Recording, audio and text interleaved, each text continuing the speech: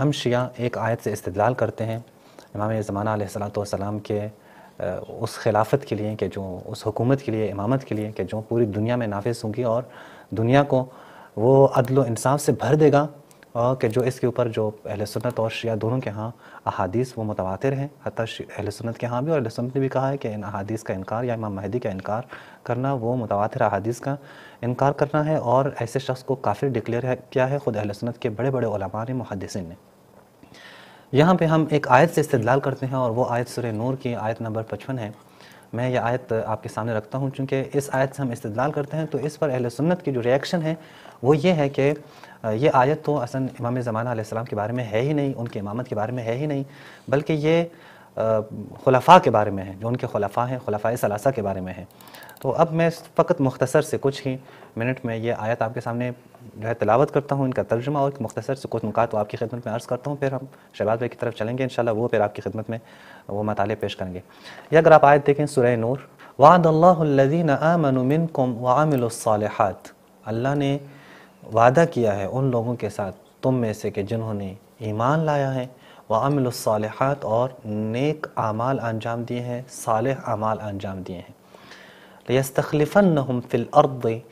کہ اللہ ان کو ارض پر یعنی زمین پر، زمین میں ان کو خلیفہ قرار دے گا، كَمَا اسْتَخْلَفَ الَّذِينَ مِن قَبْلِهِمْ، ویسا ہی جیسے اللہ تبارک و تعالیٰ نے پہلے لوگوں کو وہ زمین میں خلیفہ قرار دیا ہے۔ بالکل یہ آیت واضح ہے، آپ کو اسکرین پہ بھی دکھائی دے رہا ہے یہ آیت، كَمَا اسْتَخْلَفَ الَّذِينَ مِن قَبْلِهِمْ وَلَيُمَكِّنَنَّ لَهُمْ دِينَهُمْ، اور اللہ تبارک و تعالیٰ ان کے لیے جو دین ہے وہ پسندیدہ، جو اللہ نے پسندیدہ کیا، الذی ارتضی لہم، جو اللہ نے پسند کیا ہے وہ اس کی تمکن کرے گا، وہ دین ان کے لیے پائیدار کرے گا، مستحکم کرے گا۔ وَلَيُمَكِّنَنَّ لَهُمْ دِينَهُمُ الَّذِي ارتضى لَهُمْ وَلَيُبَدِّلَنَّهُم مِّن بَعْدِ خَوْفِهِمْ أَمْنًا، اور ان کے خوف کے بعد، ایک ایسے حالات کے بعد کہ جہاں پہ خوف ہوگا، جہاں پہ جو ہے ناامنی ہوگی، اس کے بعد امن و سلامتی آئے گی۔ بالکل وہ آیات بھی آپ ذہن میں رکھیں کہ جو امام مہدی علیہ السلام کے بارے میں ہے کہ یملأ الارض قسطا وعدلا، یہ زمین کو عدل و انصاف سے بھر دے گا، بعدما ملئت ظلما وجورا، بعد اس کے کہ وہ زمین ظلم و جور سے بھری ہوگی، اور یا بعض روایت میں جو ہے کما ملئت ظلما وجورا، جیسا کہ وہ ظلم و جور سے بھری ہوگی۔ تو دیکھیں یہ آیت بھی کہہ رہی ہے کہ خوف کے بعد پھر امن ان کو عطا کرے گا، اور ایک امن و سلامتی کی جو ہے ان کی حالت تبدیل کر کے خوف سے وہ امن کی طرف لے کے آئیں گے۔ یعبدوننی لا یشرکون بی شیئا، میری عبادت کرتے ہیں وہ لوگ اور میرے ساتھ کسی چیز کو بھی شریک نہیں ٹھہراتے۔ ومن کفر بعد ذلک فاولئک هم الفاسقون، اور جو کفر اختیار کریں وہ فاسق ہیں۔ یہ اس آیت سے ہم استدلال کرتے ہیں، ہم کہتے ہیں اللہ کا وعدہ ہے، نمبر ایک یہ اللہ کا وعدہ ہے، وعد اللہ الذین، اللہ کا وعدہ ہے، مؤمنوں سے وعدہ ہے اللہ کا کہ وہ زمین میں ایسے خلیفہ بھیج دے گا، ایسے لوگوں کو خلیفہ مقرر کرے گا کہ جو جس طرح اللہ نے پہلے لوگوں کو خلیفہ مقرر کیا ہے۔ تو یہیں سے ہی اہل سنت کا جو نظریہ ہے وہ دھڑام سے گر جاتا ہے۔ اس کی وجہ یہ ہے کہ اہل سنت کے ہاں خلیفہ تو اللہ بناتا ہی نہیں ہے، اہل سنت کے ہاں تو خلیفہ لوگ بناتے ہیں، خلیفہ کے اختیار، انتخاب وہ تو لوگوں کے ہاتھ میں ہے، جبکہ یہاں اللہ کا حکم یہ ہے، اللہ جو یہاں پہ فرماتے ہیں وہ یہ کہ زمین میں ویسے ہی لوگوں کو خلیفہ قرار دے گا اللہ جیسے پہلے اللہ نے خلفاء مقرر کیے ہیں۔ تو پہلے آپ جائیں، اٹھائیں قرآن مجید کی آیات اٹھائیں، وہاں پہ واضح ہے کہ اللہ نے خود معین کیا ہے، انی جاعلک للناس اماما، یا جو ہے وہ خود سورہ بقرہ کی آیت ہے انی جاعل فی الارض خلیفہ، یا حضرت داؤد کو کہا یا داؤد انی جاعلک فی الارض خلیفہ، کہ میں تجھے جو ہے وہ خلیفہ مقرر کر رہا ہوں۔ تو اللہ خود قرار دیتے ہیں خلیفہ کو، اور یہاں پہ اللہ کہتے ہیں کہ جس طرح میں نے پہلے لوگوں کو خلفاء قرار دیے ہیں، خلیفہ قرار دیے ہیں، ویسے ہی میں ان لوگوں کو بھی اس یعنی جو بات کی جا رہی ہے اسے بھی خلیفہ قرار دیا۔ بس وہ نہج، وہ طریقہ، وہ میتھڈ کہ جو پہلے لوگوں کے لیے اللہ نے اپنایا ہے وہ بات لوگوں کے لیے بھی اپنایا جائے گا۔ اور اہل سنت کہتے ہیں کہ نہیں، خلفائے ثلاثہ جو ہیں وہ اللہ کی طرف سے ہے ہی نہیں، اللہ کے رسول کی طرف سے ہے ہی نہیں، بلکہ لوگوں نے انتخاب کیے ہیں۔ کچھ جو ہے وہ سقیفہ میں انتخاب ہوئے، کچھ کو حضرت جناب ابو بکر نے خود انتخاب کیا اپنی دوستی کے بنا پر، اور کچھ ایک شورا کی وجہ سے سامنے آئے، وہ بھی مختلف طریقوں سے۔ تو یہاں پہ آلریڈی وہ خارج ہو جاتے ہیں۔ دوسری بات وہ یہ کہ اہل سنت یہاں پہ عرض سے، وہ عرض کا معنی نہیں سمجھے ہیں۔ عرض جب کہا گیا ہے یعنی زمین، پوری زمین کی بات ہو رہی ہے، کوئی خاص نہیں ہے، کوئی خطہ خاص نہیں ہے،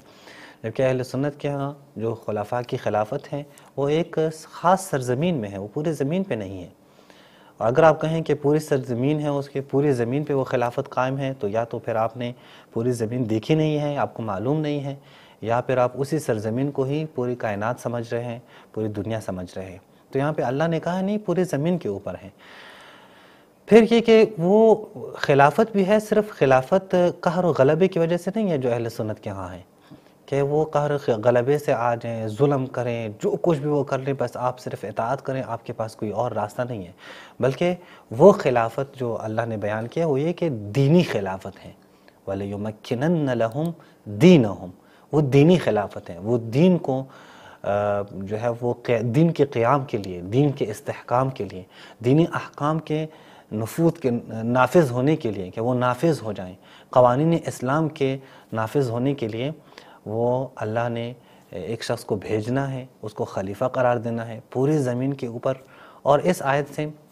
واضح ہے کہ مراد امام مہدی کے علاوہ کسی اور کو لینا ظاہر ہے وہ دلیل کا احتیاج ہے، یعنی اس میں آپ کو دلیل چاہیے، آپ اپنی طرف سے نہیں، کسی اور کو نہیں قرار دے سکتے۔ پھر اللہ نے کہا ہے وَلَيُبَدِّلَنَّهُمْ مِن بَعْدِ خَوْفِهِمْ أَمْنًا، یعنی ان کے جو ہے وہ حالت جو ہے وہ خوف سے امن میں تبدیل کرے گا۔ اور آپ کے خلفاء کے حالت اگر آپ دیکھیں ان کے خلافت میں تو خوف ہی خوف ہے، امن تو ہے ہی نہیں۔ آپ خلیفہ اول یعنی جناب ابو بکر کی جو اہل سنت کے ہاں خلیفہ اول ہیں، ان کے دور خلافت آپ دیکھیں، 2 سالہ جو ہے دورانیہ ہے، وہ 2 سالہ دورانیہ میں کیا امن ہے؟ بالکل بھی نہیں ہے۔ وہ 2 سالہ دورانیہ میں وہ کبھی سعد ابن عبادہ کے بارے میں کہا جاتا ہے کہ اللہ اسے قتل کر دے، کبھی وہاں پہ حضرت زہرا کے گھر پہ حملہ کیا جاتا ہے، کبھی کسی کو دھمکیاں دی جاتی ہیں، کبھی پورے کے پورے مدینے کو وہ بنی اسلم ایک قبیلہ جو اعراب کا قبیلہ ہے ان کے حوالے کیا جاتا ہے، اور کبھی وہاں پہ ارتداد کے نام پر جنگیں شروع ہو جاتی ہیں، اور مالک ابن نویرہ جیسے صحابی رسول ان کو قتل کیا جاتا ہے، مسلمانوں کے ساتھ قتال کیا جاتا ہے۔ نہ فقط یہ کہ صرف ان کو قتل کیا جاتا ہے بلکہ ان کی بیوی کے ساتھ یعنی وہ زنا کیا جاتا ہے، ان کی بیوی کے وہ حرمت کو پامال کیا جاتا ہے۔ تو یہ تو امن ہے ہی نہیں، حالانکہ یہاں پہ قرآن کیا کہتے ہیں کہ نہیں، خوف کے بعد امن۔ تو وہ خلافت جو ہے وہ امن کی خلافت ہوگی، یعنی وہاں پہ امن قائم ہوگا، وہ پوری دنیا میں عدل و انصاف قائم ہوگا۔ اور یہ امام مہدی علیہ السلام اس کا ابرز مصداق وہ امام علیہ السلام ہی ہیں۔ اس آیت سے ہم امام علیہ السلام کی امامت اور ان کی حکومت کیا ہم استدلال کرتے ہیں۔